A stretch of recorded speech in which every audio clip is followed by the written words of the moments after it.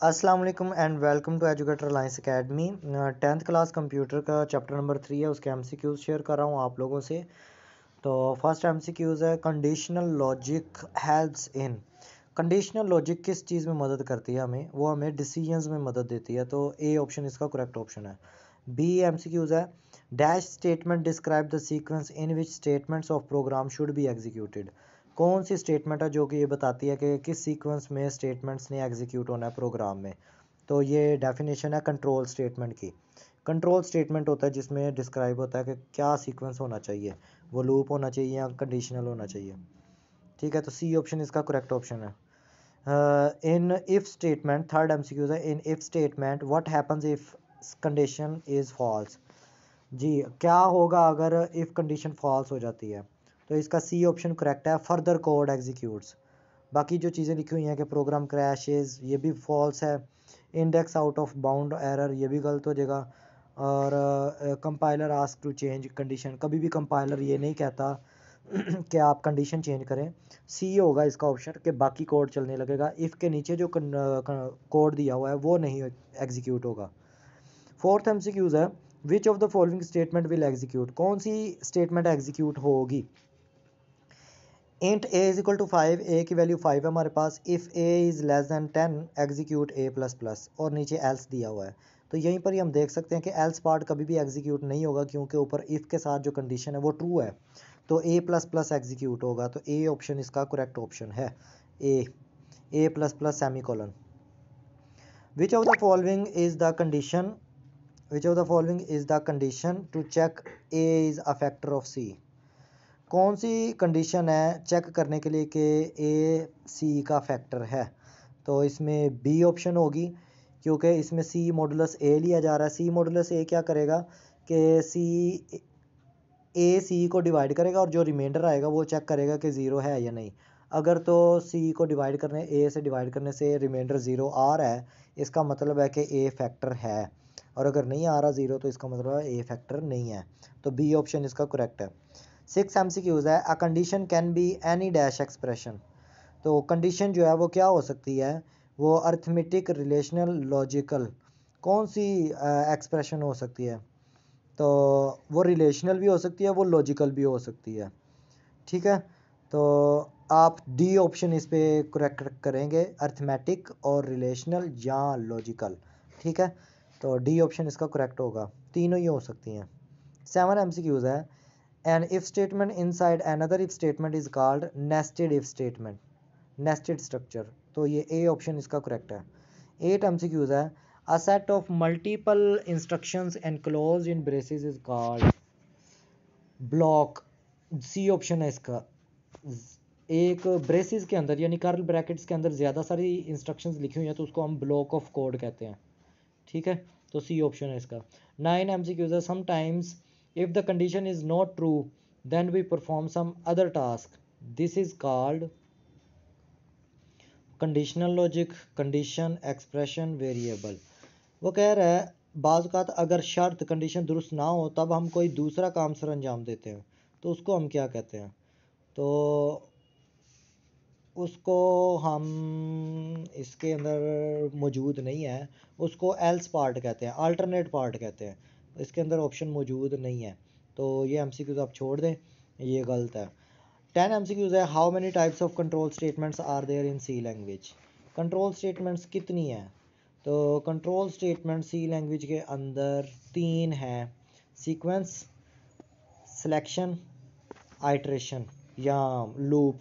ठीक है, तो ये 3 कंट्रोल स्टेटमेंट्स हैं हमारे पास सी लैंग्वेज में। Control statement types is sequential, selection, repetition, all of these. तो ऑल ऑफ दीज आएगा, ये तीनों की तीनों ही जो है कंट्रोल स्टेटमेंट की टाइप्स हैं। ऊपर तादाद पूछी और नीचे पूछा कि कौन सी टाइप है, तो ऑल ऑफ दीज आ जाएगा। 12 एमसीक्यूज है, dash control is the default control structure in C language. तो सीक्वेंशियल स्ट्रक्चर जो होता है वो, सीक्वेंशियल कंट्रोल स्ट्रक्चर, ये default C language control structure होता है। तो सी ऑप्शन करेक्ट है। 13 एमसीक्यूज है, according to the dash control all the statements are executed in the given sequence. किस कंट्रोल के तहत स्टेटमेंट्स एक गिवन सीक्वेंस में चलती हैं? तो वो है सीक्वेंशियल में। ठीक है, ए ऑप्शन इसका करेक्ट है, सिक्वेंशियल। 14 MCQs है the statement which help us to decide which statement should be executed next are called selection. Selection statement की ये डेफिनेशन भी है, ऊपर वाली सिक्वेंशियल की डेफिनेशन थी, ये सिलेक्शन की है, तो बी ऑप्शन इसका करेक्ट ऑप्शन है 14 का। 15 MCQs है how many types of selection statements are there, कितनी सिलेक्शन स्टेटमेंट्स मौजूद हैं। तो आपने जो पढ़ी हैं वो दो हैं, तो आप दो ही लिखेंगे, टू, इफ़ और इफ़ एल्स। नेस्टेड इफ जो है वो टाइप नहीं है, वो एक स्ट्रक्चर काउंट किया जाता है। 16 types of selection statement is, types of selection statement वो हमारे पास यहाँ पर दिया है, स्टेटमेंट इफ और statement if else, both A and B. 17 है C language provides dash statement in which we specify a condition and associate a code to it.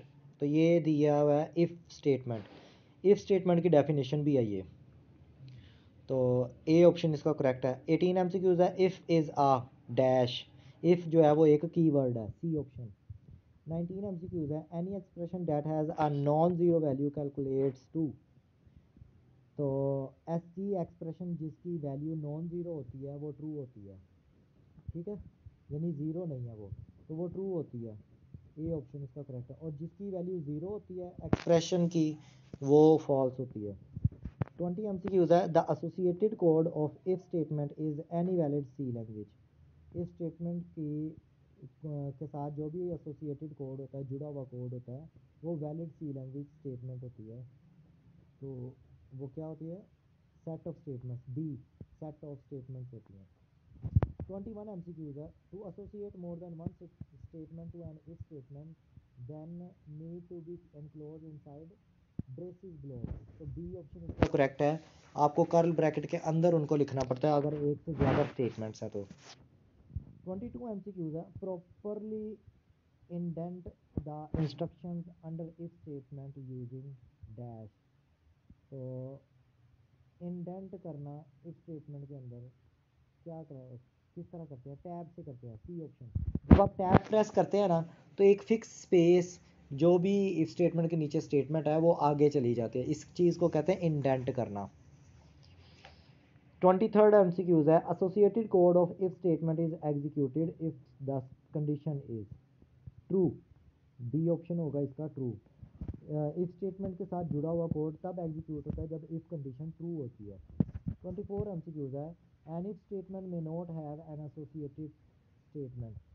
If statement के साथ हो सकता है कि स्टेटमेंट एसोसिएट ना हो, एल्स ए पार्ट होगा कि ये आपकी मर्जी होती है कि इफ स्टेटमेंट के साथ एल्स शामिल करें या ना करें, बल्कि सी ऑप्शन आएगा if else. And if statement may not have an associated else statement, A option ही आएगा इसका, एल्स स्टेटमेंट। 25 MCQs है a set of multiple instruction enclosed in braces is called. जितनी भी ये पहले भी रिपीट हो चुका हुआ है, ब्रेसेस के अंदर जो इंस्ट्रक्शंस होती हैं ज़्यादा सारी, उसे हम कंपाउंड ब्लॉक कहते हैं, बी। 26 MCQs है conditional statements within conditional statements are called nested, ठीक है, नेस्टेड स्ट्रक्चर कहते हैं उसे। तो इसमें नेस्टेड दो ऑप्शंस में मौजूद है, नेस्टेड सिलेक्शन भी लिखा हुआ है, नेस्टेड भी लिखा हुआ है। अब ऊपर कंडीशनल स्टेटमेंट लिखा हुआ है, तो ये नेस्टेड सिलेक्शन आएगा, C option. 27 in compound statements it is common mistake to omit one or two dash while typing. ज़्यादा सारी स्टेटमेंट्स, कंपाउंड स्टेटमेंट लिखते वक्त ऐसा हो सकता है, मिस्टेक हो सकती है कि एक या दो, क्या लगाया जाए, it is common mistake to omit one or two सेमीकोलंस,